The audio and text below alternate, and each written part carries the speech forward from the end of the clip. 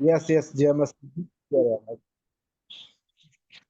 सर्वप्रथम मैं परमेश्वर पिता का धन्यवाद देता हूं कि आज का दिन प्रभु ने हमारे जीवन में दिया है कि हम प्रभु के सन्मुख आकर के प्रभु की स्तुति करने पाए, प्रभु को धन्यवाद देने पाए। और मुझे निश्चित रूप से प्रभु में आशा है कि हम भिन्न भिन्न स्थानों में जरूर हैं, लेकिन प्रभु ने हमें उसकी महिमा करने के लिए, उसकी आराधना करने के लिए प्रभु ने सहायता किया है। अलग अलग स्थानों में रह करके हमने अपने उद्धारकर्ता, अपने स्वामी प्रभु यीशु मसीह को आराधना में स्मरण करते हुए उसको धन्यवाद दिया है। उसकी आराधना की कलीसिया के साथ संगति रखी, प्रभु की मेज में शामिल हुए।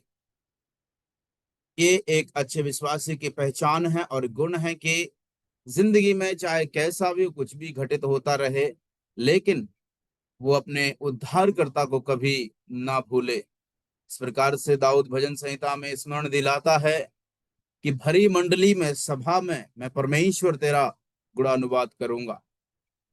आज के दिन के लिए मैं सभी प्रियजनों का प्रभु यीशु मसीह के नाम में स्वागत करता हूं और प्रभु का धन्यवाद करता हूं, कलीसिया का धन्यवाद देता हूं।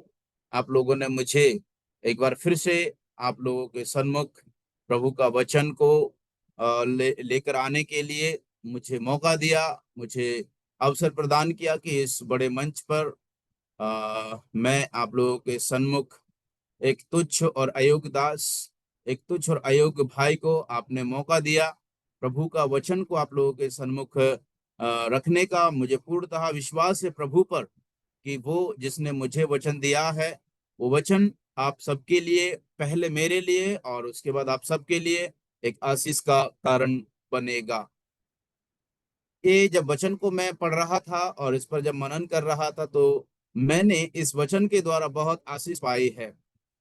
और यूं कहूं तो जिस संदर्भ में आज हम लोग प्रभु का वचन सीखने वाले हैं, हम सबको ज्ञात है कि हमारे जीवन का, मसीही जीवन का जो केंद्र है और एक व्यक्ति का मसीही जीवन जब प्रारंभ होता है, तो उसका जो कड़ी है, पहला स्टेप है, वो है उद्धार। देखिए, हम आज इस जगत में जीवन बिता रहे हैं। इस जगत पूरी तरह से, इस संसार, this world is filled with full of uncertainties. इस संसार में बहुत बहुत सारी अनिश्चितताएं हैं।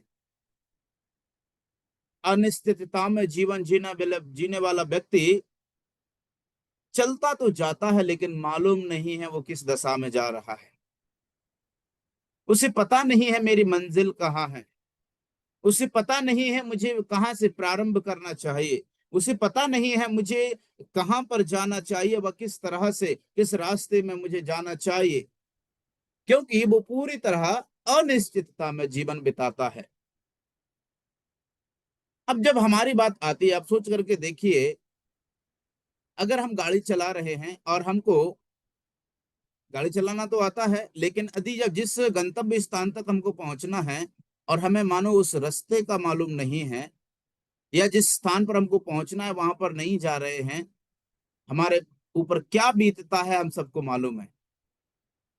हम परेशान होते हैं, समय की बर्बादी होती है, इधर उधर घूमना पड़ता है, लोगों से पूछताछ करनी पड़ती है, और काफी परेशान और मशक्कत करने के बाद फिर हम लोग उस स्थान पर पहुंच पाते हैं।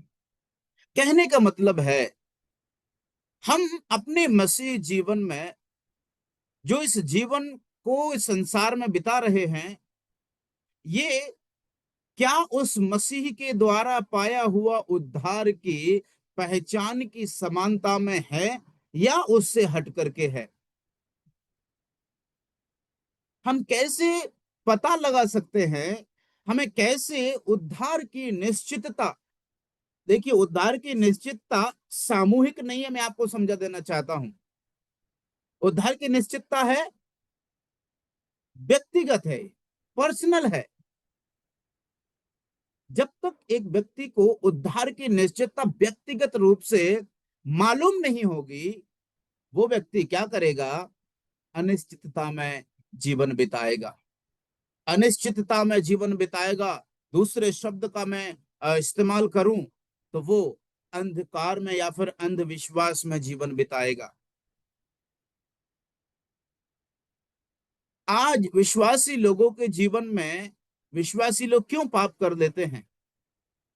कुछ लोग जानबूझ करके पाप करते हैं, कुछ लोग अनजाने में पाप करते हैं, और कुछ लोगों को तो मालूम ही नहीं होता है कि हम पाप कर रहे हैं, वो पाप है कि नहीं है, जो हमें करना चाहिए या नहीं। कई कारण हो सकते हैं। आज जो वचन प्रभु ने मुझे दिया है, मेरा ऐसा विश्वास है प्रभु में कि जरूर आज के वचन के द्वारा मुझे आशीष मिली है, आप लोगों को भी मिलने वाली है। आइए हम जल्दी से एक वचन को, जो आज की अध्ययन का प्रमुख वचन है, उसको हम लोग निकाल लेते हैं। आप लोग जरूर मेरे साथ दया करके खोलिए अपनी अपनी बाइबल। मैं चाहता हूं आप सब लोग जहां कहीं भी हों, जरूर अपने स्थान में प्रभु का वचन को खोल करके जरूर बैठने का प्रयास करें, और हो सके तो पढ़ने का भी प्रयास करें। हम लोग निकालेंगे प्रेरित काम की पुस्तक, उसका 2 अध्याय, उसकी 37वीं आयत। प्रेरित 2 का 37। यहाँ पे इस तरह से लिखा है, तब सुनने वालों के हृदय छिद गए और वे पतरस और शेष प्रेरितों से पूछने लगे, हे भाइयों, हम क्या करें? धन्यवाद भाई, इस वचन को पढ़ने के लिए मैं परमेश्वर का धन्यवाद करता हूं कि आपने तत्काल प्रभाव से इस वचन को पढ़ा। देखिए, प्रेरितों काम की पुस्तक, उसका 2 अध्याय मसीह जगत में, है ना, मसीह जगत में बहुत ही अहम भूमिका निभाता है।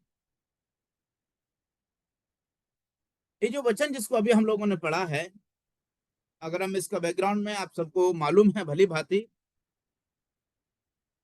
पेंतेकोस्त का दिन है, सब लोग इकट्ठे हैं। प्रभु यीशु मसीह के स्वर्गारोहण होने के बाद में सब लोग एक जगह प्रार्थना में लौलीन होकर के वहीं पर प्रतीक्षा कर रहे थे प्रभु के वचन की, कि जो वायदा प्रभु यीशु मसीह ने किया है उसका परिपालन करने के लिए, उसका पूर्णीकरण के लिए वो लोग जिस प्रकार से प्रतीक्षा में थे, हम लोग इस बात को देखते हैं कि उस प्रार्थना करते करते पवित्र आत्मा उन पर आया, और उसके बाद में फिर लोग अन्य अन्य भाषा बोलने लगे। वहां पर जो पर्व का दिन था, यरूशलेम और बाकी के सभी आस पड़ोस के स्थानों से सबके सब लोग वहां पर इकट्ठे हुए थे। यहूदी मत को धारण करने वाले सब के सब, है ना, जैसे वचन हम 9 में पढ़ते हैं, पार्थी, मेदी, एलामी, मेसोपोटामिया, यहूदिया, कप्पदोकिया, पुंतुस, आसिया, फ्रूगिया, पंफुलिया, मिस्र, लीबिया देश के जो कुरैन के आसपास है, इन सब देशों के रहने वाले रोमी प्रवासी, अर्थात यहूदी मत धारण करने वाले, क्रेती, अरबी, परंतु अपनी अपनी भाषा में उनसे बड़े बड़े भीड़ के काम की चर्चा सुनते और विचकित होकर के एक दूसरे से कहने लगे। इतने सारे स्थान के लोग थे वहां पर, परमेश्वर का अद्भुत कार्य होता है, और उसके बाद में जब अद्भुत कार्य होने के बाद में लोग चकित होने लगे कि अरे ये कैसे हुआ। उसके बाद में फिर पतरस, जो प्रेरितों में से गिना जाता है एक, वो खड़ा होकर के भाषण देने लगता है, प्रचार करने लगता है। और जैसे उसने जब प्रचार शुरू किया, तो प्रचार शुरू वो करता है, कहां से करता है? वो जो लोग विश्वास करने वाले थे, देखिए यहूदी मत वाले लोग, ये लोग इस बात को भली भांति जानते थे, भली भांति इस बात को वो पहचानते थे कि मसीह कब आएगा। उनके वचन में यहूदी मत वाले भली भांति जानते थे कि कब आएगा, कैसा उसका स्वरूप होगा। मसीहा का प्रतिज्ञा दी गई थी, भविष्यवक्ताओं के द्वारा उन्होंने सुना था। सो पतरस भी प्रारंभ करता है कि ये लोग जो भी चीज को विश्वास करते हैं वहीं से प्रारंभ करें। सो उनका जो सवाल जिस पर वो लोग चकित हो रहे थे कि ये लोग कैसे अन्य भाषा बोलने लगे, हमारी भाषा में प्रचार करने लगे, और हम जो सुन रहे हैं ये उन्हीं की बात है, भाषा है। सो पतरस वहां से प्रारंभ करता है, और वो प्रारंभ में कहता है कि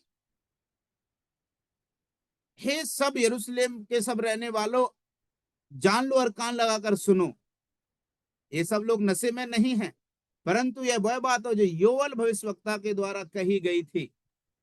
सो पतरस प्रारंभ करता है जिस चीज पर वो लोग बिलीव करते थे, जानते थे। पुराना नियम इन सब लोगों को भली भांति, पुराने नियम और इनकी व्यवस्था भली भांति मालूम थी। सो वहां से पतरस प्रारंभ करता है और सीधा सीधा लेकर के यीशु मसीह के पास आ जाता है ना, और पीढ़ियों को उसने उसमें शामिल किया।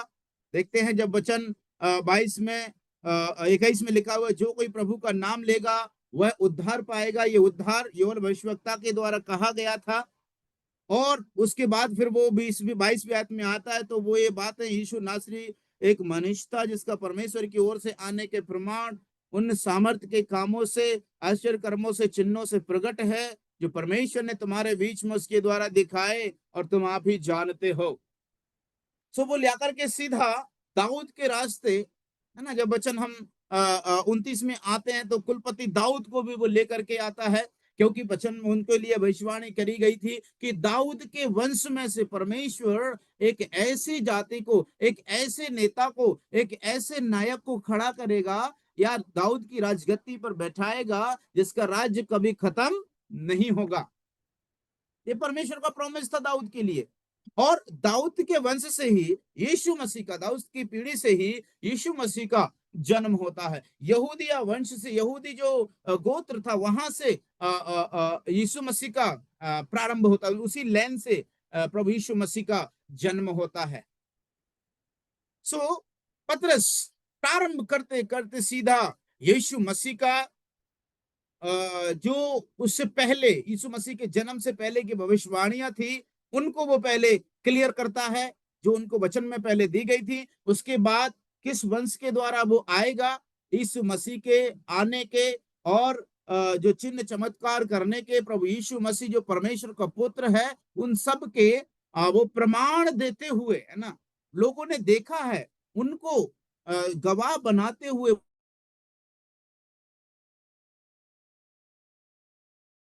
है ना। जैसे कि अभी हम लोगों ने 22वीं आयत में पढ़ा कि यीशु मसीह के, जो यीशु नासरी है, परमेश्वर की ओर से आने के प्रमाण, चिन्ह, चमत्कार, आश्चर्य कर्म, इन सबको तुम जानते हो, है ना। उसके साथ साथ वो ऐड करता है कि जो परमेश्वर की ओर से आया हुआ था, प्रमाण था, तुमने उसी को क्रूस पर चढ़ाया है, क्रूस पर चढ़ाया है तुमने, है ना। वचन जब हम आते हैं 23 में लिखा है कि उसी यीशु को जो परमेश्वर की ठहराई हुई योजना पूर्व ज्ञान के अनुसार पकड़वाया गया, तुमने अधर्मियों के हाथ से क्रूस पर चढ़वाकर मार डाला। तो यीशु मसीह को क्या हुआ, मार डाला। और उसके बाद में 24वीं आयत में आते कि उसी यीशु को परमेश्वर ने मृत्यु के बंधनों से छुड़ाकर जिलाया, क्योंकि यह तो अनहोना था कि वो उसके वश में रहता। देखिए, है ना, वचन आगे को जब हम आते हैं तो पढ़ते जाएंगे, फिर वो यीशु मसीह का, मैं शॉर्ट में बता देता हूं, यीशु मसीह का जन्म से पहले की बातें, अर्थात जो भविष्यवाणियां हो रही थी, प्रभु यीशु मसीह का प्री एग्जिस्टेंस पतरस जब प्रचार करते हैं, तो उनका अवतार लेने से पहले की जो भविष्यवाणियां उनको लेकर के आते हैं। अवतार लिया, अवतार लेने के बाद में परमेश्वर की ओर से होने का प्रमाण, यीशु मसीह का जीवन, चिन्ह, चमत्कार, क्रूस पर चढ़ाया जाना, मारा जाना होता है। तीसरा, परमेश्वर ने उसको मुर्दों में से जिलाया। परमेश्वर ने मुर्दों में से उसको, मृत्यु के बंधनों में से उसको जिंदा कर दिया। और जिंदा कर दिया जब हम आते हैं तो फिर तो दाऊद के विषय में भी वो इसी बात को रखता है। क्या कहता है, हे भाइयों, कुलपति दाऊद के विषय में मैं तुमसे साहस के साथ कह सकता हूं कि वह मर गया और गाड़ा भी गया, और उसकी कब्र हमारे यहाँ आज तक क्या है, विद्यमान है। वह तो भविष्यवक्ता था और जानता था कि परमेश्वर ने मुझसे शपथ खाई कि मैं तेरे वंश में से एक व्यक्ति को तेरे सिंहासन पर बैठाऊंगा। तो ये परमेश्वर की प्रतिज्ञा थी कि दाऊद के सिंहासन पर वो एक व्यक्ति को बैठाएंगे। और वो व्यक्ति कौन है? आगे के वचन को हम जब पढ़ते जाएंगे तो उसने कहा, उसने होने वाली सब बातों से पहले ही देखकर मसीह के जी उठने के विषय में भविष्यवाणी की। ना तो उसका प्राण अधोलोक में छोड़ा गया और ना उसकी देह सड़ने पाई। इसी यीशु को परमेश्वर ने जिलाया, जिसके हम सब क्या है? गवाह हैं। सो ध्यान से देखिएगा, मैं इन चीजों को, ये जो संदेश पतरस का है, हमारे उद्धार की परिचय को प्रकट करता है। हम लोग उद्धार कैसे पाते हैं? बता सकते हैं कोई? उद्धार हम कैसे पाते हैं? मैं खास तौर से मैं समझता हूं कि जो लोग बपतिस्मा लेने वाले हैं, अगर वो जवाब दें तो ज्यादा बेहतर रहेगा।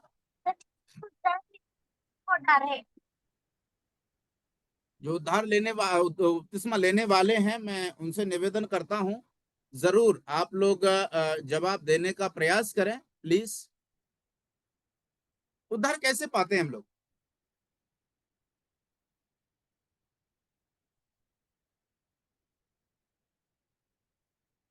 राहुल, चलिए, जो उद्धार पाए हुए हैं बाकी लोग भी बता सकते हैं।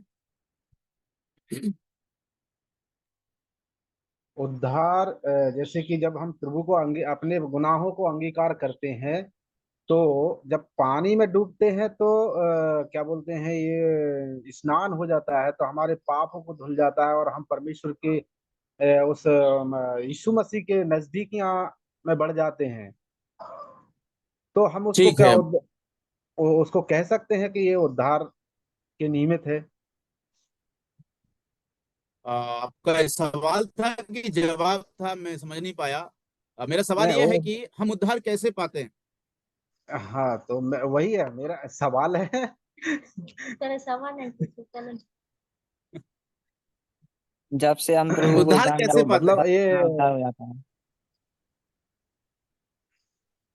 इनोस है, राहुल है। राहुल, परमेश्वर के प्रति संपूर्ण विश्वास के कारण, संपूर्ण विश्वास में आएंगे तभी उद्धार हो सकेगा ना।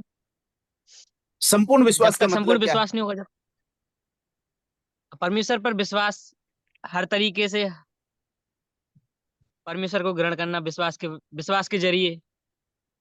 अच्छा, निश्चित रूप में मतलब आप अनिश्चित बात कर रहे हैं कि निश्चित बात करें? क्योंकि संपूर्ण रूप से, पूर्ण रूप से, तो मतलब आधार रूप क्या है और पूर्ण रूप क्या है, इस चीज को पहले हमको मालूम होना है ना। उद्धार हम लोग कैसे पाते हैं? जब से हम प्रभु यीशु मसीह को जानने लगते हैं तब हमारा उद्धार हो जाता है। यीशु मसीह को जानने लगते हैं तब हमारा उद्धार हो जाता है। और भी कोई बता सकते हैं? क्योंकि मैं चाहता हूँ कि हम लोग यदि इस प्रकार से डिस्कस करेंगे तो हमें ज्यादा बेहतर रूप से समझ में आएगा, है ना। जैसे कि संपूर्ण रूप से विश्वास करना है, राहुल ने बोला। यीशु मसीह को जानने के द्वारा हम लोग विश्वास पाने लगते, गौरव ने बोला। और अंगीकार करते हैं, पानी में बपतिस्मा लेते हैं, जितन भैया ने बोला है। और भी लोग बता सकते हैं जो जुड़े हुए हैं। चलिए, देखिए, हम लोग समय व्यर्थ ना करेंगे। धन्यवाद आप सब लोगों ने जो प्रतिक्रिया दी। इसका मतलब आप लोग ध्यान से सुन रहे हैं। प्रभु के वचनानुसार उद्धार हम लोग पाते हैं। रोमियो के पत्र उसका 10 अध्याय 9वीं आयत में लिखा है, मन से विश्वास करे, मुंह से अंगीकार करे, यीशु को प्रभु जान करके ग्रहण करे तो उद्धार पाएगा। लेकिन उद्धार हमें मिलता कैसे, पाते कैसे हैं? सबसे पहले जो चरण होता है, विश्वास तो दुनिया भर के लोग करते हैं। आपने कई लोगों को देखा होगा, गले में क्रूस लटकाए रहते हैं, हाथों में क्रूस बनाए रहते हैं, इधर क्रूस इधर क्रूस, तमाम क्रूस बनाए रहते हैं, और हाथ में लेकर के चलते हैं। विश्वास है गॉड, गॉड है, गॉड, है ना। यीशु मसीह पर लोग परमेश्वर के रूप में मानते, किसी ना किसी रूप में मानते तो हैं। ईसाइयों को भगवान ने करके लोगों को पता है। लेकिन विश्वास एक अलग चीज है। जब यीशु मसीह पर विश्वास करने से हमें उद्धार मिलता है, तो उससे पहले सुसमाचार को जो व्यक्ति ग्रहण करता है, सुसमाचार जो हमने सुना और उसे ग्रहण किया, हमने मन में तो विश्वास कर लिया लेकिन अंगीकार नहीं किया, क्या मतलब निकलेगा? मन में विश्वास कर ले यीशु मसीह आया, हाँ हाँ, मेरे पापों के लिए मारा गया, गाड़ा गया, तीसरे दिन जी उठा, अंगीकार करने का मतलब क्या निकलता है? हम जब प्रभु यीशु मसीह की जो बातें अभी हम लोग पढ़ रहे थे, मैं सीधा स्पिरिट तो कम की पुस्तक में लेकर के आने वाला हूं। यीशु मसीह का सुसमाचार क्या है? उनके पहले का प्री एग्जिस्टेंस, उसके बाद में फिर उनका एग्जिस्टेंस, और मरने के बाद, तीसरे दिन जी उठने के बाद, फिर आत्मिक रूप में परमेश्वर हमारे बीच में हमारे साथ रहते हैं। आज स्वर्ग में विराजमान प्रभु यीशु मसीह है। सो परमेश्वर हमसे प्रेम करते हैं। परमेश्वर ने यीशु मसीह को इस दुनिया में इसीलिए भेजा ताकि वो हम सब के पापों के लिए, जो व्यवस्था के अनुसार हमें और आप अपराधी थे, मेरे और आपके विरोध में जो व्यवस्था थी हमसे, वो क्योंकि परमेश्वर प्रेम करते, हमें नाश नहीं होने देना चाहते, इसीलिए उन्होंने इस दुनिया में अपने पुत्र को भेजा और वो हमारे पापों के लिए व्यवस्था के अनुसार मारा गया, गाड़ा गया, तीसरे दिन जी उठा, और वो जी उठा परमेश्वर स्वर्ग में बैठा है और बहुत जल्दी आने वाला है। जब हम इस अध्याय को पढ़ते हैं, पतरस के भाषण में पतरस ने जरूर लंबा खींच दिया, लेकिन इन्हीं तीन बातों को उसने मेन रूप से उसने क्या किया है, प्रमुख रखा है। यीशु मसीह का प्री एग्जिस्टेंस, फिर यीशु मसीह का जन्म और उनका जीवन, उनका मृत्यु, उसके बाद में गाड़ा जाना, उसके बाद में पुनरुत्थान होना, और उसके बाद में फिर जो परमेश्वर अधिकार के साथ परमेश्वर पिता के दाहिनी ओर जाकर के बैठ गया। सो हमारा उद्धार होता है यीशु मसीह के नाम का, यीशु के नाम का सुसमाचार को सुनना। सुसमाचार क्या है? यीशु मसीह को जानना ही सुसमाचार है। जैसे कि प्रभु यूहन्ना रचित सुसमाचार में हम लोग पढ़ते हैं कि जो पुत्र पर विश्वास करता है अनंत जीवन उसका है। पुत्र को जो विश्वास नहीं करता, पुत्र को जो नहीं जानता, वो दोषी ठहराया जा चुका है। सो हम जो परमेश्वर पर विश्वास करते हैं, यीशु मसीह के द्वारा हमें उद्धार मिलता है। इन बातों को अंगीकार करने के द्वारा यीशु मसीह इस दुनिया में, उसकी जो पहले से ही इतिहास में भविष्यवाणी कर दी गई थी भविष्यवक्ताओं के द्वारा, मसीहा आएगा। इस्राएलियों की बात कह रहा हूं। फिर मसीहा किस प्रकार से पापों को छुड़ाने के लिए वो मेमने के समान बलि होगा, मारा जाएगा, गाड़ा जाएगा और तीसरे दिन जी उठेगा। सो यहाँ पर पतरस उन जो सुनने वालों के लिए कहता है कि तुमने उसी मसीहा को, परमेश्वर की ओर से आने के प्रमाण थे, उसने दिखाए, उसको तुमने मरवा डाला है, लेकिन परमेश्वर ने उसे जिला दिया है। दाऊद के वंश पर परमेश्वर ने उसको इसीलिए जिलाया है ताकि उसके राज सिंहासन पर वो बैठ सके, है ना। और उसके बाद में जब हम आते हैं तो 36 और 37वीं आयत में जब हम आते हैं, जब ये लोग, ये सब के सब लोग जब इस वचन को सुनते हैं, इस भाषण को सुनते हैं, वहां पर जो मंडली बैठी थी घबरा जाते हैं, उन पर भय छा जाता है। मेरे प्यारे अजीजों, क्या आप कभी ऐसी मुसीबत में फंसे हैं? क्या आपका घराना कभी ऐसी मुसीबत में फंसा है जो आपको पिछले समय से चली आ रही एक समस्या को अचानक आप पर वो विपत्ति आ टूटे? मान के चलिए आज से कम 20 साल पुराना कोई केस है, मुझे नहीं मालूम, मेरे घर वालों को किसी को मालूम नहीं है। वो केस गवर्नमेंट में, कोर्ट में चलते जा रहा है, मुझे कोई पता नहीं है। अचानक से वो पुलिस मेरे घर पे आती है और आने के बाद में बताती है कथा कहानी की 20 साल पहले तुमने ये किया था, ये अपराध तुमने किया था, इसके कारण ये समस्या अभी तक चलती चली आ रही है। तुमको कई बार वकील ने बुलाया, कोई जवाब नहीं दिया, वकीलों के द्वारा तुमको बुलाया गया केस को खत्म कर दो, नहीं तुमने सुना, तुम्हें पता नहीं है, मुझे पता नहीं है, लेकिन वो कह रहे हैं।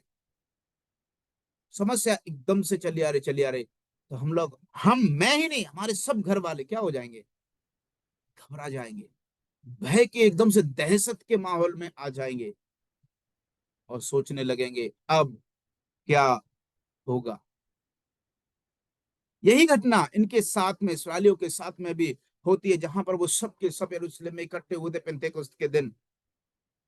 36वीं आयत में जब हम पढ़ते हैं तो वहां पर लिखा हुआ है, अतः अब इज़राइल का सारा घराना निश्चित रूप से जान ले कि परमेश्वर ने उसी यीशु को जिसे तुमने क्रूस पर चढ़ाया प्रभु भी ठहराया और मसीह भी ठहराया। प्रभु और मसीह, परमेश्वर ने जिसको तुमने क्रूस पर चढ़ाया उसने उसी को ठहराया है। अतः तब सुनने वालों के हृदय छिद गए और वे पतरस और शेष प्रेरितों से पूछने लगे कि अब हम क्या करें। देखिए, उद्धार की निश्चितता इस जो 37वें आयत में लिखा हुआ वचन है, तब सुनने वालों के हृदय छिद गए। उद्धार उसी का होता है जिस व्यक्ति को सुसमाचार मिले, वो सुसमाचार को पाए। सुसमाचार ऑडियो में हो सकता है, वीडियो में हो सकता है, लिखित वचन हो सकता है, मौखिक रूप से कोई सुना सकता है। सो जो वचन सुनता है उस व्यक्ति को, जब जैसे उसने सुसमाचार को सुना और उसके मन में एकदम से घबराहट पैदा हो जाती है, किस बात की, मैंने तो पाप किया है। इसराइल लोग क्यों घबरा गए? ये सब के सब लोग, ये तो यीशु मसीह को कुछ समय पहले की बात है। यीशु मसीह को महायाजक, पुराने लोग, कितने लोग, भीड़ की भीड़ यीशु मसीह को उस पिलातुस के उस औसारे में इकट्ठी हुई थी। क्रूस पर चढ़ा दो, क्रूस पर चढ़ा दो, जोर जोर से चिल्ला रही थी। और जब पतरस ने उनको सुसमाचार सुनाया, वचन सुनाया, तब उनके हृदय छिद गए, अर्थात उन्हें पाप का बोध हुआ। यदि हम इसकी ओरिजिनल भाषा में जाएं, इसी आयत जो उनके हृदय छिद गए, जब हम इसी आयत को ओरिजिनल भाषा में जाएं तो वहां पर लिखा हुआ है, उस आयत में लिखा हुआ कि उनके हृदय क्या हुए थे, प्रिक हो गए थे। यूनानी भाषा में, ग्रीक भाषा में लिखा है कांटास, काटानुसो। काटानुसो का मतलब होता है पियर्स, और मानो एकदम से जैसे बिच्छू का डंक लगता है ना, स्टिंग के समान, मानो किसी ने उन्हें एकदम से किसी चीज से चुभा दिया और डंक मार दिया हो किसी ने। इसका मतलब कि जो लोग वहां पर इकट्ठे हुए थे, यीशु मसीह को पकड़वाया था, दोष भी लगाए थे, उनको एहसास हुआ, अरे यार, हमने तो जिसको परमेश्वर ने मसीह ठहराया, जिसको परमेश्वर ने प्रभु ठहराया, जिसको परमेश्वर ने मसीहा के रूप में हमें छुटकारा देने के लिए भेजा था दुनिया में, हमने उसी को नहीं पहचाना, हमने उसी को क्रूस पर चढ़ा दिया। अब ये लोग घबराने लगे, भय छा गया, इनको अपनी गलती एहसास होने लगी, गलती इनके सामने आ गई, पाप इनको पता चल गया। इनका पाप क्या है? इन्होंने उस मसीहा को नहीं पहचाना, इन्होंने उस मसीहा को हृदय में सम्मान करना चाहिए था, नहीं किया, बल्कि उल्टा उस पर दोष और लगाए। सो इन लोगों के मन में पाप का बोध होता है। और मैं आपको बता देना चाहता हूं, कलीसिया में भी मैंने आज यही बताया है कि पाप का बोध ही हमारे उद्धार की बुनियाद है, शुरुआत है। पाप का बोध आपको विवश करेगा छुटकारे की ओर ले जाना। पाप का बोध ही, पाप जब आपको मालूम चलेगा कि मैं पापी हूं, मैंने पाप किया है, तब मुझे जरूरत पड़ेगी उद्धारकर्ता की। हम आसानी से मानने वाले नहीं हैं कि हमने पाप किया है कभी, है ना। आसानी से मानने वालों में से नहीं है कि मैंने पाप किया है। लेकिन पतरस का भाषण में वो तो सबूत के साथ कह रहा है, तुम खुद जानते हो परमेश्वर की ओर से आया ही यीशु नासरी, उसने चिन्ह चमत्कार दिखाए हैं, और तुमने उस परमेश्वर को उस प्रभु को क्या कर दिया है, मरवा डाला। तुमने तो उसको गाड़ भी दिया, लेकिन परमेश्वर ने उसको जिंदा कर दिया। कहने का मतलब है मेरे प्यारे अजीजों, पाप का बोध जो व्यक्ति सुसमाचार को सुनता है, सुनने वाले व्यक्ति के मन में पाप का बोध होता है, पाप से उसकी पहचान होती है। यूं समझ लो, मैं अपनी असली भाषा में कहूं तो उसका जीवन परमेश्वर के सामने एकदम से नंगे रूप में आ जाता है। मैंने बीते समय में क्या पाप किए हैं। रोमियो के पत्र में हम लोग आ जाते हैं, पाप की कुछ झलक वहां पर दी गई है। एक अध्याय रोमियो में जब हम आएंगे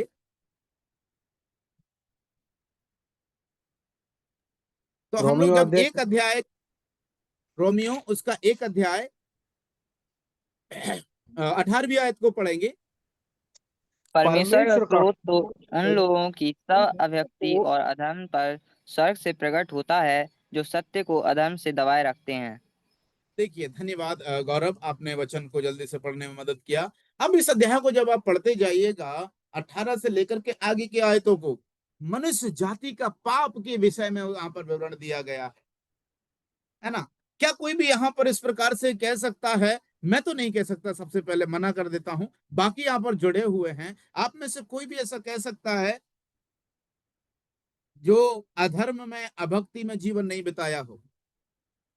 कोई भी क्या इस बात को कह सकता है कि परमेश्वर के गुण, उसके सामर्थ्य, सब कुछ प्रकट में तो है, लेकिन उसकी हम बड़ाई नहीं करते हैं, हम बुद्धिमान बन जाते हैं, अविनाशी परमेश्वर की महिमा को नाशवान मनुष्य, पक्षियों, चौपायों, रेंगने वाले जंतुओं की मूर्त की समानता में बदल देते हैं, और इस कारण परमेश्वर ने उनके अभिलाषाओं के अनुसार असत्यता के लिए उन्हें छोड़ देता है। ये अध्याय को आप पढ़ते जाएंगे, आपको समझ में आएगा कि मनुष्य जाति के पाप कितने भयंकर हैं। जब एक व्यक्ति पाप के साथ जब उसकी पहचान, एनकाउंटर होता है, तब उसको जरूरत महसूस होने लगती है, अब मैं क्या करूं, अब मैं क्या करूं, अब मुझसे गलती तो हो गई, मुझसे पाप तो हो गया, अब मैं इस पाप का दंड, प्रभु का वचन में लिखा है रोमियो के पत्र का 3:23 में क्या लिखा है? पाप का मजदूरी क्या है? मृत्यु। मौत है, मृत्यु है।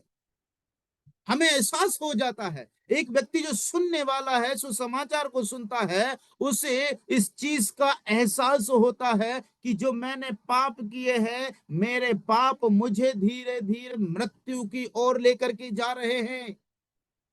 और मृत्यु का मतलब होता है जीवन से अलग, परमेश्वर से अलग। आदम ने पाप किया था, गलती करने के द्वारा, उसके कर्म के द्वारा उसने पाप किया है।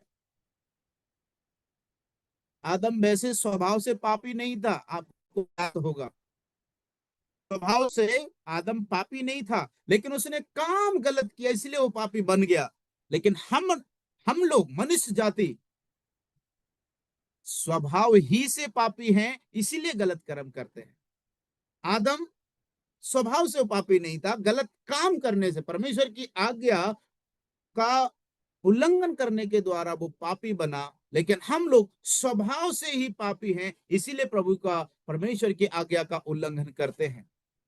ये जो लोगों को उनकी गलतियां पता चली, इस्राएलियों को, और वो प्रेरितों के सामने पतरस से कहने लगे, सर, प्रभु, गुरु, आप ही बताइए कि अब हम क्या करें।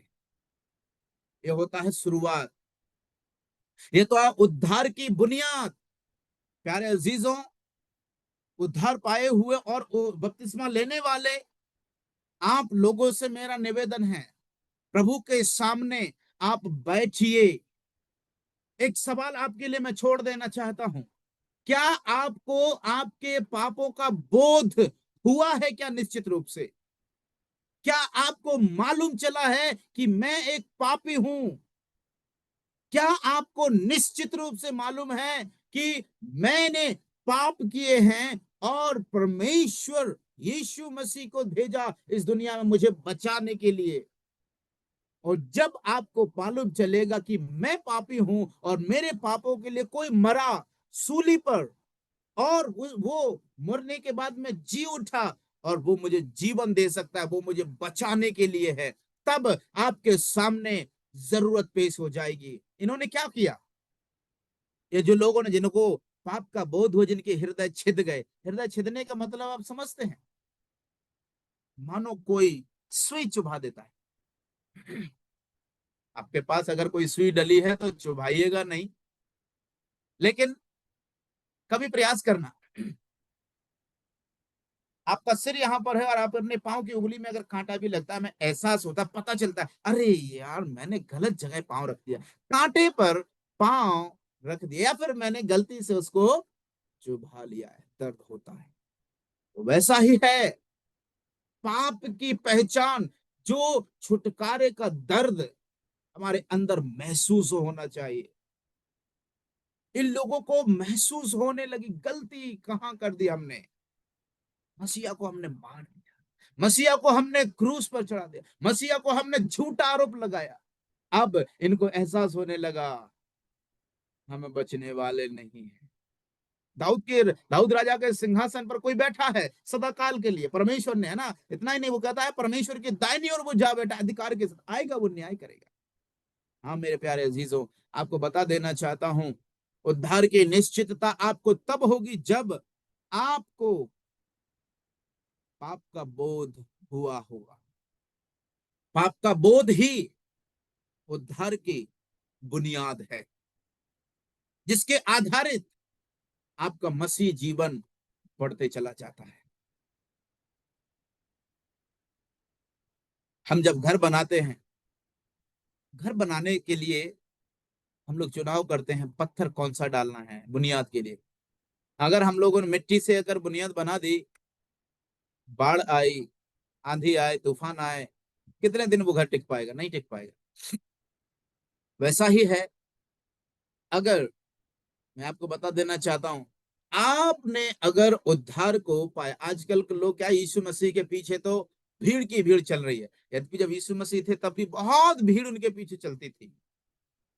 कुछ लोग चिन्ह चमत्कार देखने के लिए, कुछ लोग खाना मिलता है चलो, है ना, वो 5 रोटी दो मछली से 5,000 लोगों को खिलाता, पेट भर के खिलाता है दम से, चलो खाने के लिए चलते हैं। कुछ लोग प्रभु के वचन को सुनने के लिए उसके पीछे चलते थे। आज भी वही बात सच है। उद्धार की आड़ में आज लोग यीशु मसीह पर विश्वास कर लिया, नहीं मेरे जीवन में चमत्कार हो गया, मुझे किसी ने, मैं बीमार पड़ा था, पानी में को पढ़ करके दे दिया और मैंने उसको पी लिया, और पीने के बाद में मेरे जीवन से वो समस्या दूर हो गई, यीशु मसीह को मैंने ग्रहण कर लिया, मैंने उद्धार पा लिया। आज बहुत से लोग तेल को लगाने के बाद में, है ना, तेल बेच रहे हैं लोग शीशियों में भर भर के। ऐसे बिजनेसमैन के यहाँ पर जाने के बाद लोग कहते हैं हमने उद्धार को पा लिया है। चिन्ह और चमत्कारों को देख करके जो भी व्यक्ति यीशु मसीह पर विश्वास करता है, मेरे प्यारे अजीजों, आपको बता देना चाहता हूं, आपके उद्धार की बुनियाद खोखली है। जब तक आपने यीशु मसीह को उद्धारकर्ता के रूप में, आपको पाप का बोध हुआ इसीलिए आपने एक्सेप्ट किया है, या फिर किसी ने आकर के अरे आप तो यीशु मसीह पर विश्वास कर लो, आपका परिवार में सुख शांति हो जाएगी, आपका परिवार अच्छे से हो जाएगा, धन संपत्ति मिल जाएगी। आज बहुत सारे जो प्रॉस्पेरिटी गॉस्पेल वाले यही सब सिखाते हैं। अंकल जी संदेश में भी बता रहे थे ना, प्रॉस्पेरिटी गॉस्पेल वाले यही तो सिखाते हैं, यीशु मसीह पर विश्वास कर लो ना, अरे बहुत कुछ मिल जाएगा, फायदा होगा। प्यारे अजीजों, उद्धार की बुनियाद है पाप का बोध। क्या आपको पाप का बोध हुआ है? आपको मालूम है, एक व्यक्ति जिसके जीवन में पाप का बोध होता है, उद्धारकर्ता की जरूरत उसको महसूस होती है। और जब उद्धारकर्ता की जरूरत उसे महसूस होती है, इस दुनिया में उद्धार सिर्फ और सिर्फ यीशु के नाम में है। आकाश के नीचे लोगों के बीच में केवल एक ही नाम दिया गया, यीशु नासरी। यीशु के नाम से ही तुम उद्धार पा सकते हो। उद्धार पाने की प्रक्रिया रोमी उसका 10 अध्याय उसकी 9वीं आयत को जब हम पढ़ते हैं तो वहां पर लिखा हुआ है, रोमी 10 का 9, जहां पर लिखा हुआ है ये कि यदि तू अपने मुंह से यीशु को प्रभु जानकर अंगीकार करे और अपने मन में विश्वास करे कि परमेश्वर ने उसे मरे हुओं में से जिलाया, तो तू निश्चय ही उद्धार पाएगा। 10 में लिखा कि आपकी धार्मिकता के लिए मन से विश्वास किया जाता है, उद्धार के लिए मुंह से अंगीकार किया जाता है, क्योंकि पवित्र शास्त्र यह कहता है जो कोई उस पर विश्वास करेगा वह लज्जित ना होगा। धार्मिकता के लिए मन से विश्वास कर लो, उद्धार के लिए मुंह से अंगीकार करना अर्थात प्रायश्चित करना। सो जब पतरस का भाषण सुनने के बाद में इनको पाप का बोध होता है, ये लोग कहने लगते हैं, प्रेरितों से पूछने लगते हैं, सुनने वालों के हृदय छिद गए और वे पतरस और शेष प्रेरितों से पूछने लगे, हे भाइयों अब हम क्या करें। मेरे प्यारे अजीजों, आपको बता देना चाहता हूं एक बार फिर से, पाप के साथ समझौता वही व्यक्ति करता है जिसने उद्धार नहीं पाया। पाप उसी व्यक्ति के जीवन में अभी भी बंधा हुआ है, बंधन में है। कुछ आदतें ऐसी हैं, है ना, कुछ आदतें ऐसी हैं जैसे कि हम लोग पिछले समुद्धार पाने से पहले मान के चलो, उदाहरण के तौर पर हम लोग कह सकते हैं कि हम लोग पहले दारू पीते थे। अगर उद्धार पाने के बाद में भी लोग व्यक्ति कभी कभी दारू पीता है तो इसका मतलब क्या है, उसने उद्धार नहीं पाया है। गुटखा खाने वाले हैं, बीड़ी पीने वाले हैं। प्रभु का वचन कहता है मन के बदल जाने से तुम्हारा चाल चलन भी बदल जाए। कहां उद्धार हमने पाया है? आज हम लोग जो हमारी पुरानी आदतें हैं उनको हम अपनी कमजोरी बता देते हैं। मेरा पेट फूल जाता है, बीड़ी नहीं पीऊंगा, दांत दुखने लगते हैं, मेरे दाढ़ दुखने लगते, गुटखा नहीं खाऊंगा। इसका मतलब क्या है? आपको पाप का बोध हुआ नहीं है, आपने उस चीज को इस रूप में नहीं समझा है कि वो पाप है। किस रूप से पाप है? मानो प्रभु का वचन कहता है ये शरीर परमेश्वर का मंदिर है, और प्रभु ने कहा है कि जो मंदिर को डिस्ट्रॉय करेगा, बर्बाद करेगा, मैं उस मंदिर के बर्बाद करने वाले को कर दूंगा बर्बाद। मैं उसको बर्बाद कर दूंगा जो परमेश्वर के मंदिर को बर्बाद करता है। सो हम इन चीजों से कर क्या रहे हैं? ये जो परमेश्वर का स्वरूप है, मंदिर है, हम उसको इन गलत चीजों को डालने के द्वारा बर्बाद कर रहे हैं। बर्बाद करेंगे तो परमेश्वर भी इसको बर्बाद कर देगा। तो हम पाप के साथ समझौता कर लेते हैं वहां पर, क्योंकि हम कहते हैं हमें उससे फायदा है। मेरे प्यारे अजीजों, उद्धार की बुनियाद आपकी किसके आधार पर रखी है? कहां रखी है आपने उद्धार की बुनियाद? पाप का बोध ही हमें उद्धार की जरूरत महसूस कराता है। इन लोगों ने यही किया, उनको मालूम चला, अब बताओ भैया हम क्या करें। तब पतरस कहता है मन फिराओ, यीशु तुम में से हर एक अपने पापों की क्षमा के लिए यीशु मसीह के नाम से बपतिस्मा ले तो तुम पवित्र आत्मा का दान पाओगे। और वचन जब 41 में आते हैं, 40 में, तब उसने बहुत सी और भी बातों की गवाही दे देकर समझाए कि अपने आप को इस टेढ़ी जाति से बचाओ। अतः जिन्होंने उसका वचन ग्रहण किया उन्होंने बपतिस्मा लिया, और उसी दिन 3000 मनुष्यों के लगभग उनसे मिल गए। देखिए, पहली बात, पाप का बोध आपको आपको उद्धारकर्ता की जरूरत को महसूस कराता है। मुझे कौन बचा सकता है, मुझे कौन छुड़ा सकता है? आपको मालूम है, मैंने आपको बताया यीशु मसीह के द्वारा ही उद्धार है। यीशु मसीह को ग्रहण करने के द्वारा ही आप बचाए जा सकते हैं। मन से धार्मिकता के लिए, मुंह से उद्धार पाने के लिए अंगीकार करना पड़ेगा।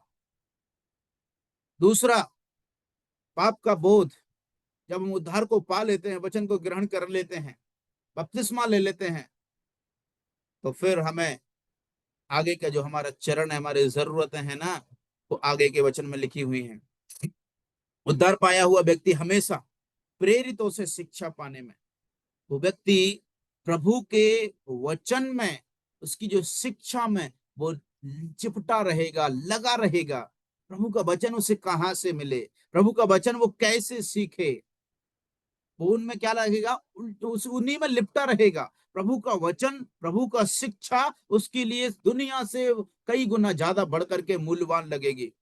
दूसरी बात, वो संगति रखने के लिए, संगति से कभी दूर नहीं होगा वो व्यक्ति, संगति से कभी भी वो दूर वंचित नहीं रहेगा, दूर नहीं जाएगा वो। तीसरा, रोटी तोड़ने में। चौथा, प्रार्थना करने में लौलीन रहे। मेरे प्यारे अजीजों, उद्धार का निश्चितीकरण हमें तब होता है जब हम पाप का बोध हो जाए। पाप का बोध जब हमें होगा, हमें मालूम चलेगा उद्धार करने वाला कौन है। जब मालूम चलेगा उद्धार करने वाला कौन है, तब हम उसके नाम से बपतिस्मा लेते हैं, क्योंकि हमने उद्धार पाया है। बपतिस्मा, भैया ने जैसे बोला था, बपतिस्मा के द्वारा हम शुद्ध हो जाते नहीं है।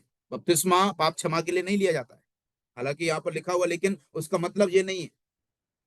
बपतिस्मा इसीलिए लेते हैं क्योंकि मैंने उद्धार पा लिया है, यीशु मसीह के द्वारा पाप की क्षमा हुई। बपतिस्मा का मतलब होता है धोना, भिगोना, ठीक है, पानी में डुबोना। उसका मतलब बपतिस्मा जिस व्यक्ति ने, वही बपतिस्मा ले सकता है जिसने उद्धार को पा लिया है। उसी व्यक्ति को बपतिस्मा लेना चाहिए जिसने वास्तव में रूप में उसको पाप का बोध हुआ हो, यीशु मसीह के सन्मुख आकर के उसने अंगीकार किया हो और वो उद्धार पाया हुआ हो। क्योंकि उद्धार नहीं हुआ, बपतिस्मा ले लिया क्योंकि किसी ने बोल दिया हमको करके, आगे चल के हमको पाप क्या है एहसास नहीं होगा। हम पाप में ही विलीन लिप्त बने रहेंगे। हमारे जीवन में परमेश्वर के वचन की शिक्षा मिलती तो बहुत है, मूल नहीं है। आजकल हम लोग वचन हमारे हाथ में है, लोग सिखाने वाले हमारे बीच में आते हैं, लेकिन हमें समझ में नहीं आता हम लोग कर क्या रहे हैं, गलती कहां पर है। कहीं ना कहीं ये हमारे उद्धार से जुड़ी हुई बात है, हमको मालूम नहीं है, निश्चित रूप से हमें पता नहीं है ना। संगति रखने के लिए आज हम लोग प्रभु का वचन भजन संहिता 1 में लिखा, ना तो ठट्ठा करने वालों की मंडली में खड़े होना, बैठना, उठना, चलना, सबके विषय में लिखा हुआ है।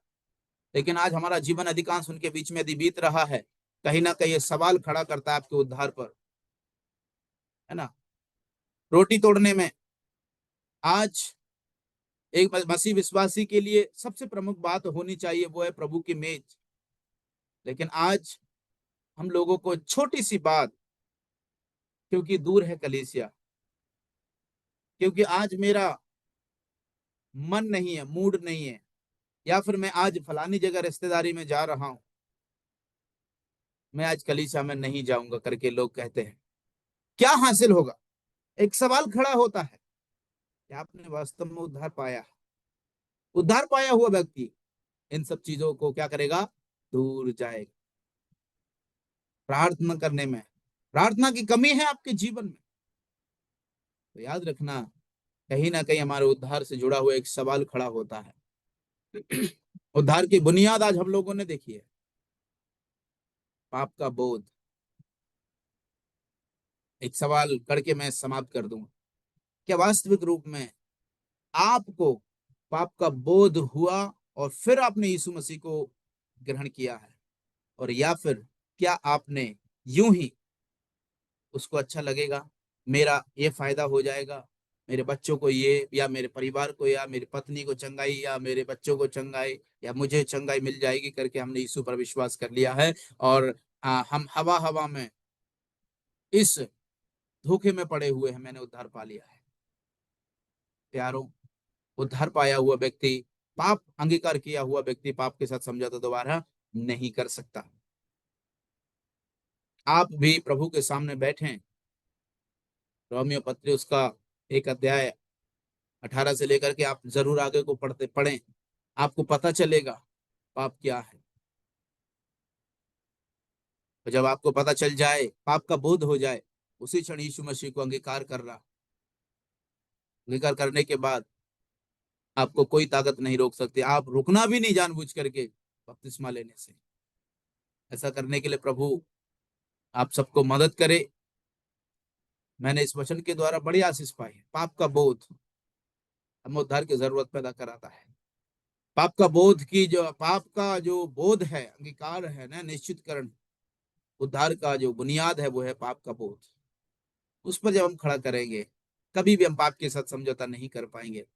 हम गलती करने से पहले हमें पता चल जाएगा हम क्या कर रहे हैं, ये गलत, हमें नहीं करना, क्योंकि हमें पाप का बोध हुआ है। और जिसको पाप का बोध नहीं है वो तो करते जाएगा, करते जाएगा, करते जाएगा, उसको मालूम ही नहीं चलेगा ये पाप है, ये गलत है, ये परमेश्वर के प्रति मैं घृणित काम कर रहा हूँ। ऐसा करने के लिए प्रभु हम सबको मदद करे, पहले मुझे, उसके बाद आप सबको मदद करे कि हम प्रभु के सन्मुख अपने आप को समर्पित करें, उसके योग्य चाल चले। मन के बदल जाने से हमारा चाल चलन भी बदलता चला जाए। मुझे अवसर दिए इसलिए धन्यवाद देना चाहता हूँ। माता कलीसिया की ओर से मुझे जो मौका मिला इसलिए धन्यवाद देना चाहता हूँ। ये जो वचन आज बोया गया है, आने वाले दिनों में प्रभु ने सहायता किया तो हम लोग जरूर दूसरे पाठ की ओर आगे बढ़ेंगे।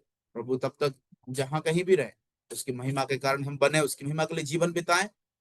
एक बार फिर से आप सभी को धन्यवाद देते हुए मैं अपनी वाणी को विराम देता हूं। परमेश्वर को धन्यवाद देते हुए मैं अपनी वाणी को यहाँ पर विराम देता हूँ। गौरव ने मुझे मौका दिया, मात्र कलीसिया ने, इसलिए सबका मैं धन्यवाद करता हूँ। सबको जय मसीह की। प्रभु आप सबको